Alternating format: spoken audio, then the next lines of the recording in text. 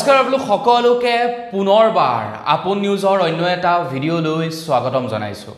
আপোনালোকৰ বাৰু ভোটাৰ লিষ্টত নাম সন্নিবিষ্ট কৰিবৰ কাৰণে সময় হ'ল নেকি কমেন্ট সেকশনত জনাব। আপোনালোকৰ ভোটাৰ কাৰ্ড আছে নে নাই সেইটো কমেন্ট সেকশনত জনাবলৈ কিন্তু নাপাহৰিব। আপোনালোকৰ যদি ভোটাৰ কাৰ্ড আছে বা আপোনালোকৰ যদি ভোটাৰ তালিকাত নাম সন্নিবিষ্ট কৰিবৰ কাৰণে সময় আহি পৰিছে তেন্তে আপোনালোকৰ কাৰণে ইলেকশন কমিশন ডিপাৰ্টমেন্টৰ ফালৰ পৰা এটা নতুনকৈ নিয়ম ঘোষণা কৰি দিছে আৰু এই নিয়মটো প্ৰত্যেকজন ভাৰতীয়ই পালন কৰিব লাগিব। আপোনাৰ যদি ভোটাৰ কাৰ্ড আছে তেতিয়াও আপোনালোকে এই নিয়মটো পালন কৰিব লাগিব, নতুবা আপোনালোকে যদি আপোনালোকৰ ভোটাৰ লিষ্টত ঘৰৰ ল'ৰা ছোৱালীৰ নাম সন্নিবিষ্ট কৰিম বুলি ভাবিছে তেতিয়াও আপোনালোকে এই নতুন নিয়মটো পালন কৰিব লাগিব বুলি জনাইছে ইলেকশন কমিশন ডিপাৰ্টমেন্টৰ ফালৰ পৰা। তো আপোনালোকৰ কাৰণে নতুনকৈ ঘোষণা কৰা সেই নতুন নিয়মটো কি মই আজি আপোনালোকক সেই সম্পৰ্কে জনাম। তো ভিডিওটো প্ৰথমৰ পৰা শেষলৈকে চাই থাকিব। মই শ্ৰী পাঞ্জল গগৈ, আপোনালোকে চাই আছে আপোন নিউজ। আহক আৰম্ভ কৰোঁ আজিৰ ভিডিঅ'। আজিৰ ভিডিঅ'টো আৰম্ভ কৰাৰ আগতে লাইক এটা কৰিবলৈ নাপাহৰিব আৰু চেনেলটো যদি এতিয়ালৈকে ছাবস্ক্ৰাইব কৰা নাই তেনে চেনেলটো ছাবস্ক্ৰাইব কৰি ল'ব এনে ধৰণৰ খবৰবিলাক নিতৌ এই চেনেলটোত পাই থাকিবৰ কাৰণে। ভোটাৰ কাৰ্ড থকা সকলৰ কাৰণে ইলেকশন কমিশন ডিপাৰ্টমেন্টে জাৰি কৰিছে এটা নতুনকৈ নিৰ্দেশনা। আমাৰ ভাৰতবৰ্ষৰ বিৰোধীৰ দলপতি ৰাহুল গান্ধীয়ে ইলেকশন কমিশন ডিপাৰ্টমেন্টৰ ওপৰত বহুকেইটা অভিযোগ উত্থাপিত কৰিছিলে। ৰাহুল গান্ধীয়ে কৈছিলে যে ইলেকশনত ভোট চুৰি হৈছে। এজন ব্যক্তিয়ে কেবা ঠাইতো নিজৰ ভোটাৰ কাৰ্ড বনাই থৈছে, কেবা ঠাইতো তেখেতলোকে নিজৰ ভোটাৰ সাব্যস্ত কৰিছে। এজন ব্যক্তিৰ নামত 20টা 25টাকৈ ভোটাৰ কাৰ্ড আছে আৰু এনে ধৰণৰ তথ্য পোহৰলৈ আনিছিলে ৰাহুল গান্ধীয়ে।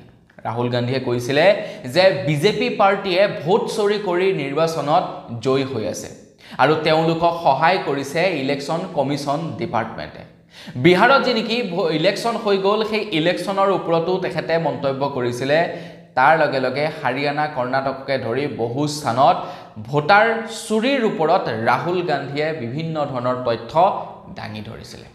তাৰ পাছতে এতিয়া ইলেকশন কমিশন ডিপাৰ্টমেন্টে ভোটাৰ কাৰ্ডৰ ওপৰত এটা নতুনকৈ নিয়ম জাৰি কৰি দিছে।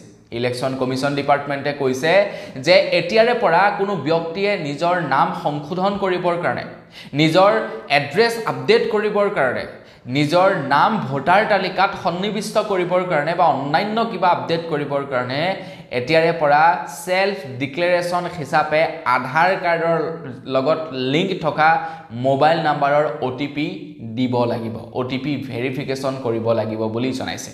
আপুনি যেনিবা নতুনকৈ আপোনাৰ আধাৰ কাৰ্ড ভোটাৰ কাৰ্ডৰ তালিকাত নাম ভৰাবলৈ গৈছে, আপোনালোকক আধাৰ কাৰ্ড প্ৰয়োজন হ'ব আৰু আধাৰ কাৰ্ডৰ যিটো OTP সেই OTPও আপোনালোকক প্ৰয়োজন হ'ব, যাতে এজন ব্যক্তিৰ নামত কেৱল এখনেই ভোটাৰ কাৰ্ড থাকিব পাৰে।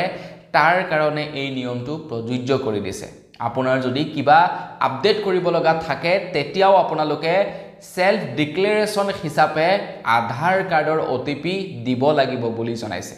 এইটো এটা কঠোৰ নিয়ম প্ৰযোজ্য কৰি দিছে আমাৰ ভাৰতবৰ্ষত। অলৰেডি বহু স্থানত ভোটাৰ চুৰি হৈছে, সেই সম্পৰ্কে ৰাহুল গান্ধীয়ে বিভিন্ন তথ্য দাঙি ধৰিছে।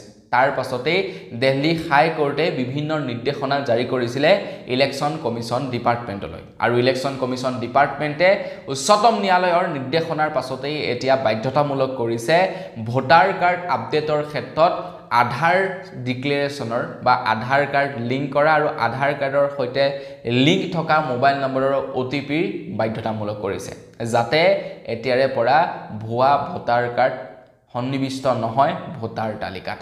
তো বৰ্তমান বিভিন্ন স্থানত ভোটাৰ খেলিমেলি হৈছে বুলি ৰাহুল গান্ধীয়ে তথ্য পোহৰলৈ আনিছে, কিন্তু দেখা যাওক সেই তথ্যসমূহ কিমান মানে একচেপ্টেবল হয়। কিন্তু আমি যি তথ্য পাইছোঁ সেই তথ্য পোৱা অনুসৰি বহু খেলিমেলি হৈছে ভোটাৰ তালিকাত। তো কি ক'ব আপোনালোকে এই সম্পৰ্কত কমেন্ট সেকশনত জনাব। মই অৱশ্যে আপোনালোকক জনাবলৈ আহিছোঁ ভোটাৰ কাৰ্ডৰ লগত জড়িত থকা নতুন নিয়মটোৰ বিষয়ে, বাকীবিলাকৰ কথা নহয়।